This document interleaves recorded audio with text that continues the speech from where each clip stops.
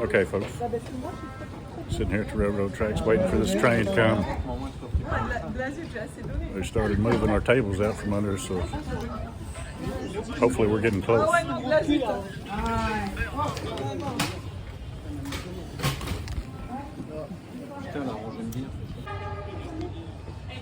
Okay, folks. I hear the train a-coming. It's coming around the bend. Here we go.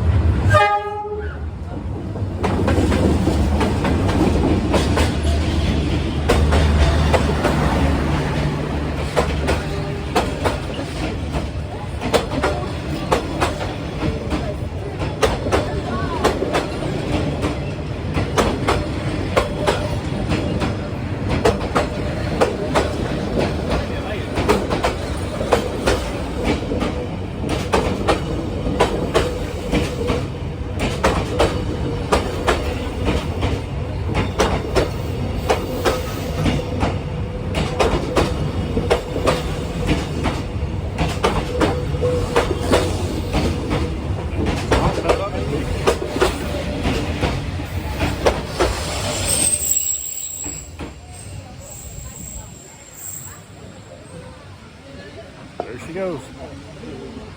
1 minute train ride. Okay, folks, that was pretty cool. Pretty neat little street. I don't know why. I guess it's coming back in an hour, so there's usually tables all up and down these train tracks. But they pulled them off right before the train got there and moved everybody back, so I guess one little fuck up can get a bunch of people hurt if it hit one of these bikes and just went to knocking it into everybody, I guess.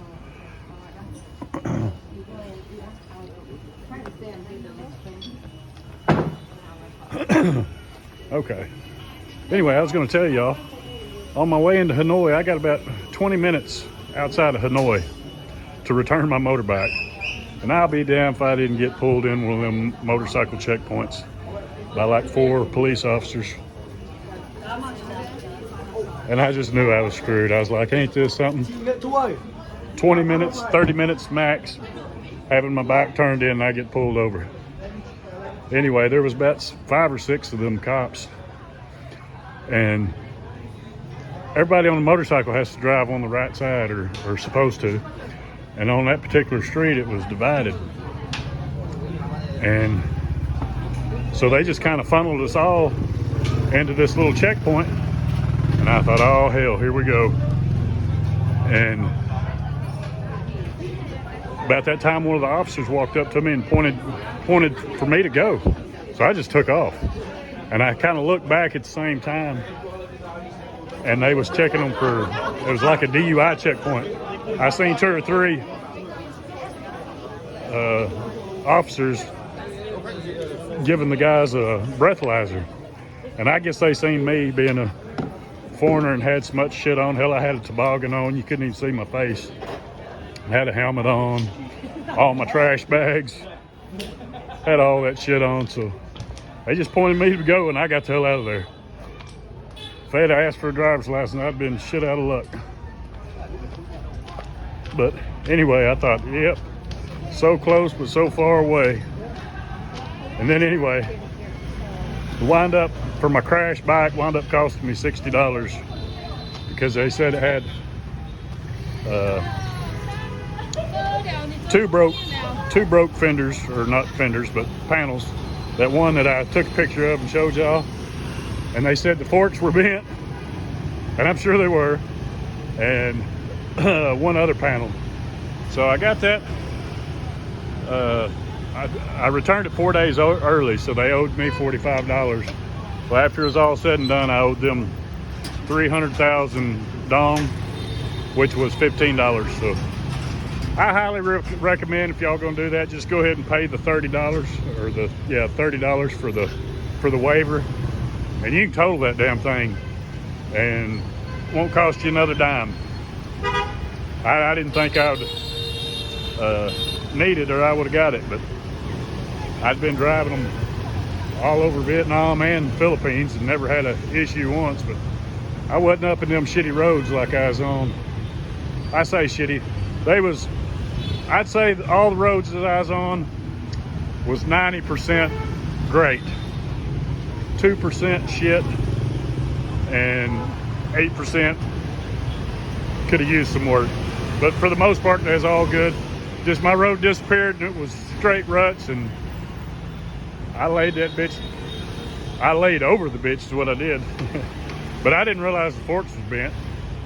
I did know the front wheel and the front fender wasn't quite exactly lined up, but I thought it was just a broke piece of plastic. But he said the forks were bent, and I believe him. But it wasn't no issue. They said they're used to that. They get that all the time.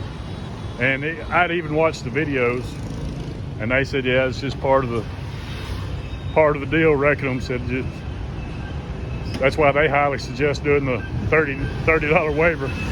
Of course, I bet they do when nothing happens. As many as they rent, I bet it evens out. Because like I said in the video, each one of them panels, they said it's about $10 to replace. So if I fucked up 2 of them in the forks, anyway, it was $60. So I'd have been ahead if I would have got the waiver, but I didn't.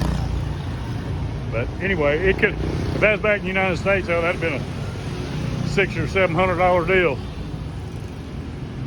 But like I said, they go through them all the time. They've got the mechanics to fix them, and they just put another piece of plastic on, slap some forks on it, and send her on down the road. And seeing how I returned it early, there wasn't no need in letting them know about it, because they said now if it was like the last day, and I just, if it was due to be back today and I showed up with it broke and they already had it rented to somebody else, that would have been a problem. But seeing how it was early, and that's the reason I didn't even mention it. But I had the oil changed and had it washed before I got it to them, and so they appreciated that, and that way they and I could see what damage was actually there. So anyway, I just thought I'd share that little story with you, tell you how it turned out. But I sure thought I was going to get a $60 or $80 bribe on top of it. So it all came out in the wash.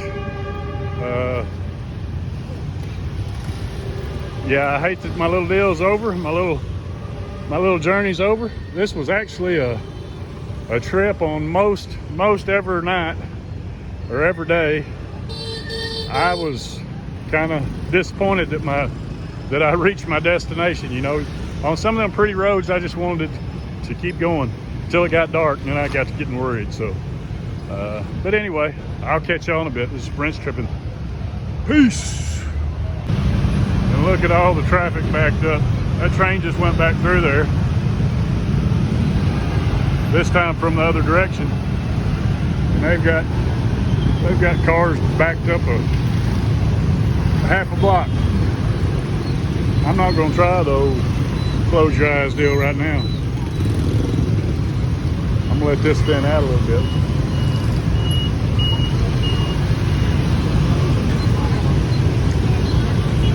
I probably should go back and stay. I think they was going to run about 3 more trains in the next hour. I think it said 7:10, 7:20.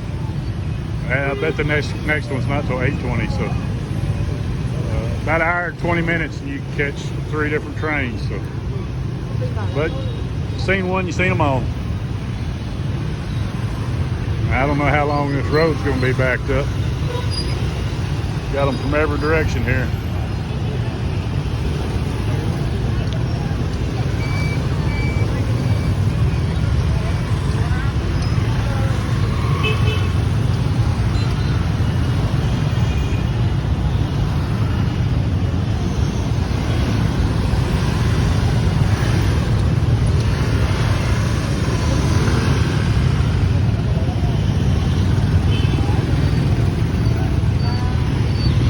I'm going for it.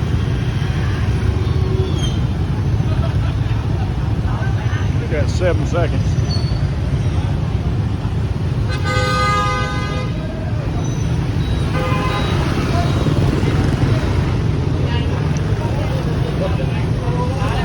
right, folks. I'll catch y'all on the next one.